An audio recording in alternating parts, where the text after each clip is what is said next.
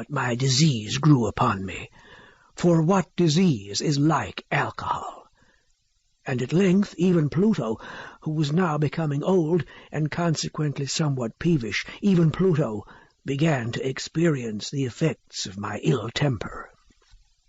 One night, returning home, much intoxicated, from one of my haunts about town, I fancied that the cat avoided my presence. I seized him, when, in his fright at my violence, he inflicted a slight wound upon my hand with his teeth. The fury of a demon instantly possessed me. I knew myself no longer. My original soul seemed at once to take its flight from my body, and a more than fiendish malevolence, gin-nurtured, thrilled every fibre of my frame. I took from my waistcoat pocket a penknife, opened it, grasped the poor beast by the throat, and deliberately cut one of his eyes from the socket. I blush, I burn, I shudder, while I pen the damnable atrocity.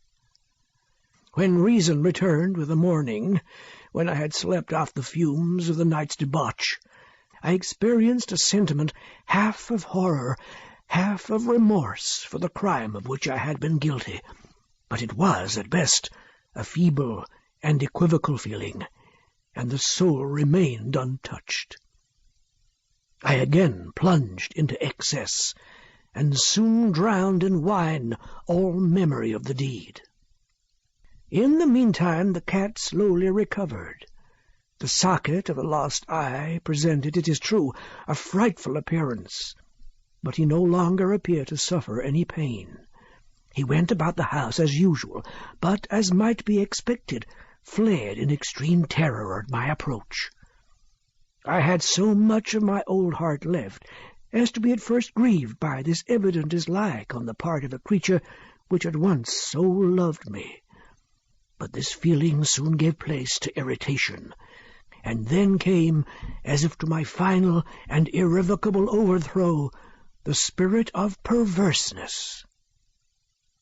Of this spirit philosophy takes no account, yet I am not more sure that my soul lives than I am that perverseness is one of the primitive impulses of the human heart, one of the indivisible primary faculties or sentiments which give direction to the character of man. Who has not 100 times found himself committing a vile or a silly action for no other reason than because he knows he should not? Have we not a perpetual inclination, in the teeth of our best judgment, to violate that which is law, merely because we understand it to be such? This spirit of perverseness, I say, came to my final overthrow.